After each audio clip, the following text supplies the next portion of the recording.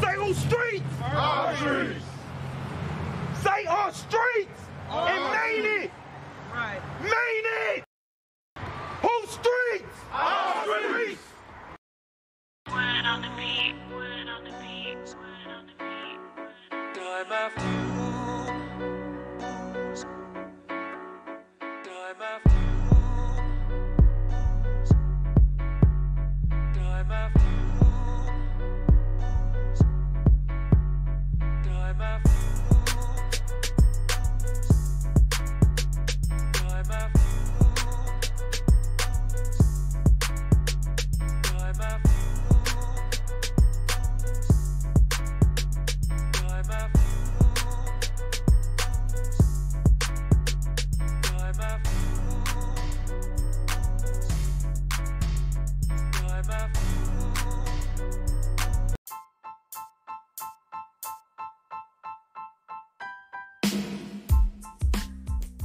What up? It's your boy Baz, and y'all tuning in's podcast. Today, man, we're going to be taking a look at your boy LeBron James and discovering how his business mind is the reason why he's really transcending in the world of business.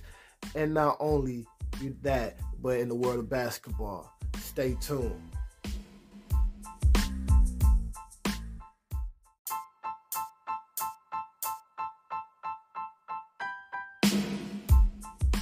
What up? It's your boy Baz, and we got a couple free gifts that we want to give away to our listeners today. If you are a music artist, a business owner, a social media influence, man, are you a public figure in the community, an activist or organizer, man, we have 2 links in the description below available for you to submit either A, your music, or B, your story, your content. Your music will go on N's Music, and your content, your voice will also go on N's Media Magazine. So thank y'all for y'all time. Now it's time to get back to the episode. Appreciate y'all for listening.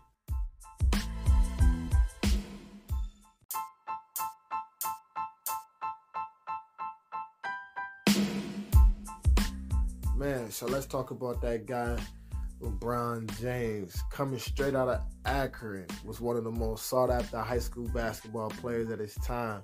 You feel me? His school, St. Vincent St. Mary, or was it St. Vincent St. Mary's or something like that?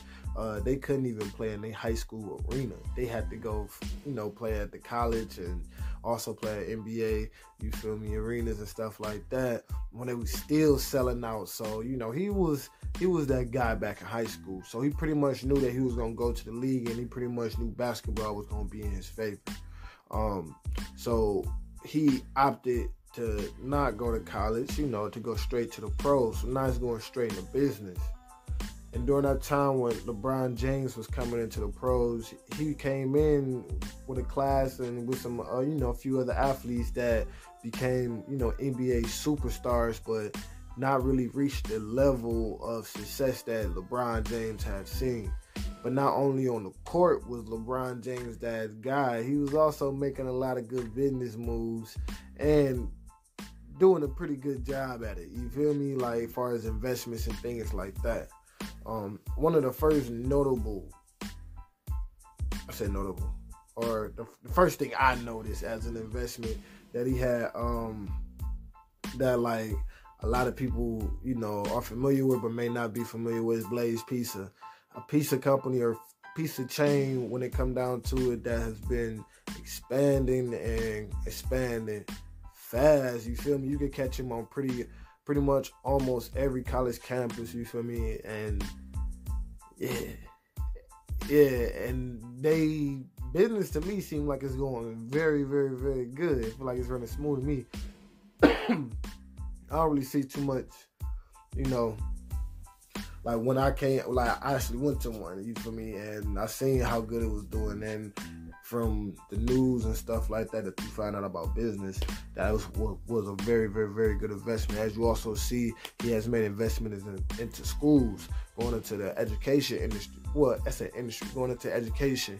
And his school is also performing at a high level. You feel me? At a high level, which I love to see, because that's great when you see somebody that's reaching back to the community, but also doing a good job at it. But let's focus on going back into business. Him and a few of his partners, well, not even gonna say partners, friends, childhood friends, end up starting a business together, managing and production and stuff like that, as far as advertising and creating videos, which was funny because LeBron James commercials and stuff like that, handling, well, one of his agent right now, let's just go into that. His agent is one of the most sought after agents in the NBA right now, just due to the fact of the guaranteed money that he gets his athletes. Also LeBron James.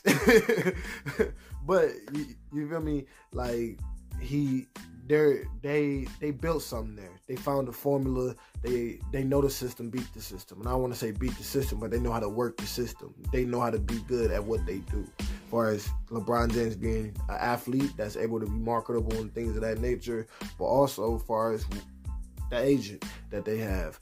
And this guy, I don't want to say his name because I don't know his name straight off back and I don't want to mess it up. So I'm going to just say, LeBron James' agent, who's also an agent of a few other NBA basketball players. And if you look at their contracts, I want to say all of them had their money guaranteed even during the corona pandemic. You feel me? And they didn't miss a beat on anything. Like, they was still getting paid. So he negotiated like hella good contracts for his players, and that's all like part of that LeBron James umbrella. Not to mention LeBron James also has his hands in media, where that comes down to the marketing, the advertising, and things of that nature, which plays a large role into him, basically promoting his brand, no matter if it's as an athlete or going into the shoes. But he also has his hands tied into that. But a lot of people don't know that they also already started producing films. He also had his hands tied into producing films. His companies, his ventures had their hands tied into producing films, which did good. You feel me? Which also did good. And as y'all see, as I'm starting to go down the line, LeBron James not only, produced well for himself, but he built a support cast where he put people in position and they excelled at, like I said, one of his homies ended up becoming a manager, his manager and stuff like that, and he excelled at it. Excelled at it. And all of his friends that he put into certain roles and positions, they came in and they filled those roles, and not only did they fill those roles, they took it upon themselves to become the best at what they do, and which helped him build what he has today, a nucleus of productivity, like on all ends, no matter if it's on the business side or on the basketball side.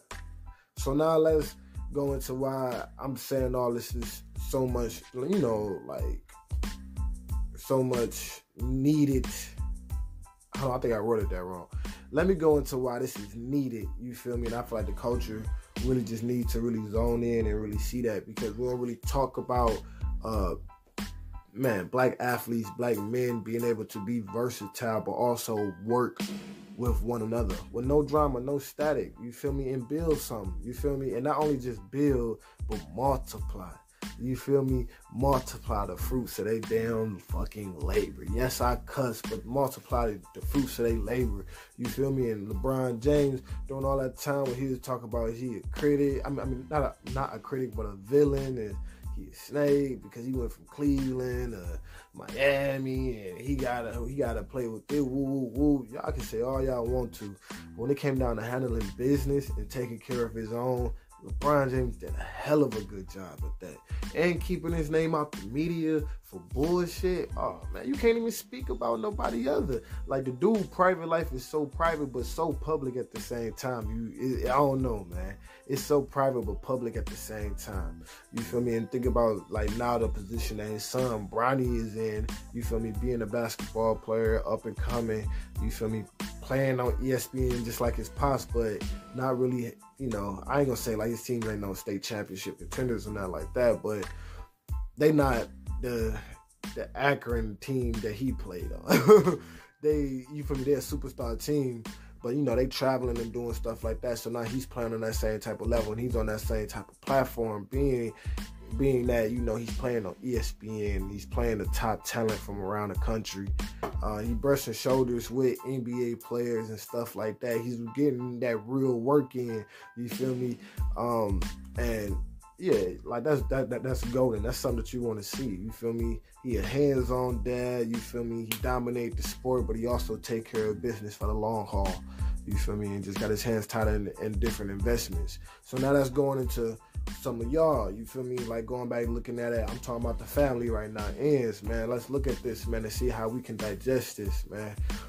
You look at his situation, you feel me, staying in a one-bedroom apartment with his moms, you feel me, and I want to say it was Section 8.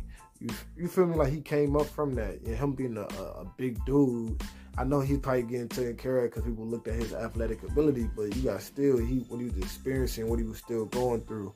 So that was a certain type of understanding that he had, that he knew that he had to make a difference. So for some of us, you feel me, you might feel like you're back against the wall. You got two things that you can do. You can either, you feel me, rise up, and you feel me, or you can sit down.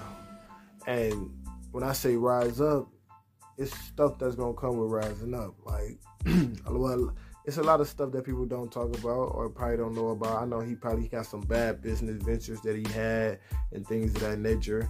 And also, too, they say that the dude invests $1.6 million into his whole physical and like health, you know, health and therapy and stuff like that, which you got to think about it. It's worth it when that is his business, is to be an athlete. And that's another thing I want to, you know, just, you know, harp up on, is his business is being an athlete. And, you know, that's his number one business, and how he took that and multiplied that into something else. But in order to do that, he had to be fully invested. And he is fully invested, putting $1.6 million into his body. You feel me? Not talking about steroids and nothing like that. We talking about physical therapy, massages. You feel me? I want to say acupuncture. I don't know if you do all that. But you know, the best of the best with the face masks and all that. When they be breathing, you feel me? Personal chefs travel with you and stuff like that. Yeah, that's gonna cost. But the right support is the best support. So we're going to go into that support, baby. If y'all need support, if one of our listeners out there needs support, but we also need your support, man, go ahead and join our Patreon program. Once you become a family member, you got access to unlimited support, but also you'll get free merch if you stay a family member. And some of the family member benefits come down to, you know, being featured on the Ends podcast, suggesting our next topics, unlimited posting and submissions to, you know, the blog sites, the magazine, you feel me, things of that nature. You feel me? We got you. We're going to help support you. So if you're an artist, business, brand, you know, entrepreneur, we got your back. You feel me? We're going to help promote, advertise, you know, shout it out on these videos, on our podcast, give you free advertisement. You feel me? Whenever you're a part of the family, we're going to take care of you. Hey, so ain't no support like good support. You feel me? So let's be good support to one another. You feel me? Go ahead, join our Patreon program, and we're going to start supporting you and your brand. It's your boy Bass. Y'all tune in the Ends podcast. I'm out. Peace.